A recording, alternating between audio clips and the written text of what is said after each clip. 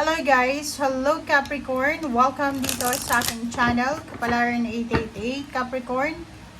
Alamin natin kung anong money, career, financial reading para sa lahat. Ito ay January 2025. Money, career, financial reading para sa lahat ng Capricorn.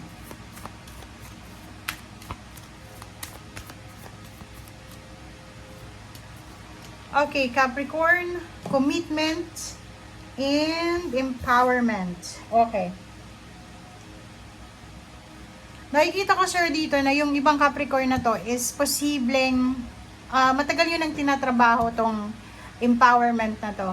'Di ba? May mga Capricorn na aral lang aral, 'di ba? Nagma-masteral, doctoral kasi gusto nilang pumasok yung posisyon nila sa trabaho. Yung iba nag-aaral para maging manager, 'di ba? So, nakikita ko sir dito na starting January of 2025, committed ka talaga na makuha mo tong empowerment na to. Meron tayo ditong Capricorn na sobrang dedicated talaga siya. Determined siya. Determinado, motivated, dedicated sa partnership, empowerment, or success na gusto niyang ma-manifest sa buhay. Ibig sabihin, gagawin ng Capricorn na to ang lahat. Isa-sacrifice niya lahat, kahit mag-suffer siyang mag-isa. Kasi gusto niya to 'di ba? So, nakikita ko sir dito Capricorn, mataas yung pangarap mo. Hindi which is maganda naman. Maganda na mataas yung pangarap natin. And nakikita ko na kaya mo naman siya. Okay? You are 100%, 101 committed sa kung ano man to na empowerment or kung ano man na stability and balance na minamanifest mo this year. Okay?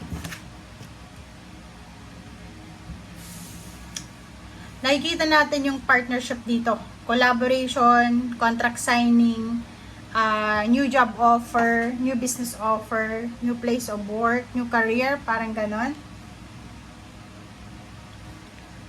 Wow, ang galing.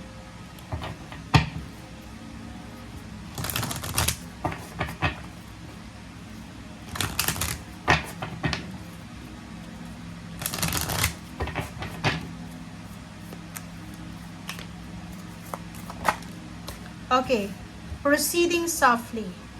My inner power grows in moments of quietude. Okay, so yun. Resonated to sa'yo, or pwedeng mas resonate ito sa Taurus. Nakikita ko sir dito Capricorn na sinasabi ng barahan na ituloy mo lang daw. Etong commitment na to, etong pagiging committed mo sa isang bagay, sa pangarap mo, or sa kung ano pa man. Sinasabi ng barahan na magtutuloy-tuloy ito 'Diba? Kung ano yung nasimulan mo, hindi ito masasayang.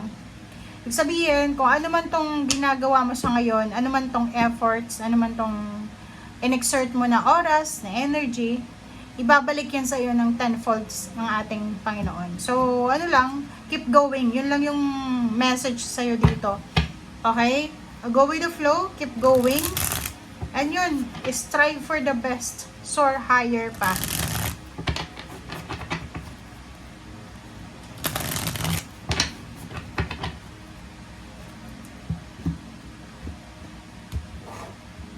Okay. Hangman na reverse.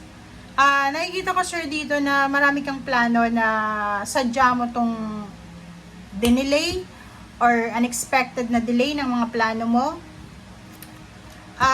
Nine of Cups, sinasabi ng bara sa'yo dito na emotionally, marami kang mafulfill na mga emotional promise or emotional fulfillment sa taong ito. Kung yun talaga na commitment na meron ka sa ngayon, is ituloy-tuloy mo talaga. Yung pagiging natin, committed natin sa goal natin, sa vision natin, sa mission natin sa buhay. Kung talagang gagawin mo talaga siya, magdadala to hindi lang sa'yo, pero sa rest ng family mo, relatives and friends ng success. Okay? Dito naman sa 7 of Wands, sinasabi ng 7 of Wands sa'yo na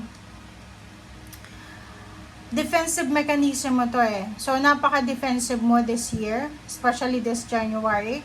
Kita ko sa'yo dito na ilalaban mo talaga. Diba? Same din dito, oh. Empowerment and commitment. Ilalaban mo talaga. Wala kang uurungan. Lahat ng zodiac sign, ganun yung nakikita natin na parang sobrang strength, sobrang power yung nararamdaman nila. Sobrang confidence, sobrang motivation and determination. Oh. Sabi sir dito ng Queen of Cups, okay, nasa tamang direction ka. Tama yung energy na pinoposes mo sa ngayon. But, be careful. Kailangan nating maging kalmado. Okay? Para hindi tayo magsisi sa huli. Huwag tayong maging agresibo. Dahan-dahan lang. Okay? Okay. Isang kapamilya, isang kaibigan, isang tao na kilala mo, ang posibleng makakatulong sa'yo para makaipon ka ng pera. Or posibleng isang tao na kilala mo, is either water sign, Pisces, Scorpion, Cancer, ang pwedeng makatulong sa'yo sa usaping pera para makaipon ka, para makapagsimula ka ng business or kanapuman. Number 7, the Chariot. Nakikita ko sa'yo dito yung success, yung progress. Nakikita ko sa'yo dito na may mga mag-o-offer sa inyo. If gusto mong mag-ibang bansa, gusto mong maging OFW, or pwedeng gusto mong mag-migrate sa ibang bansa, sinasabi sa'yo dito na isang offer, financial offer, ang posibleng i-offer sa'yo na makakatulong sa'yo para makapag-ipon ka ng pera, mabago yung takbo ng financial status mo dito sa mundo. Okay? It's either work from home or pwedeng work, international job siya, international career. Nakikita ko rin sa'yo dito na may mga Capricorn na nagbabalak mag-ipon ng pera para bumili ng sasakyan or mag-travel. So, yun na nga, nandito yung Temperance, kalma lang, okay? Pwede kang mag-ipon, pwede kang magtrabaho ng magtrabaho, but kailangan mong dahan-dahanan lang yung lahat, okay? Huwag nating masyadong i-pressure ang sarili natin, lalo na kakasimula pa lang ng taong 2025, okay? And nandito yung 3 of Wands, sinasabi na kailangan natin ng pasensya. Temperance, kung may hinihintay tayo, kung nag-iipon ka, naghihintay ka ng empowerment or higher position, promotion, salary increase, make sure na maging patient tayo. Okay?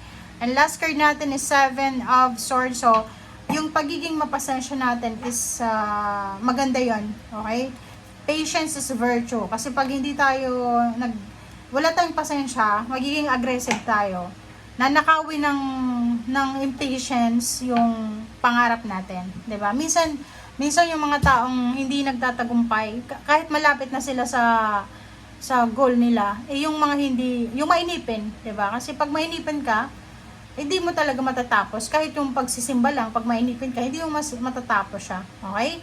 So, thank you guys for watching and see you again. Bye!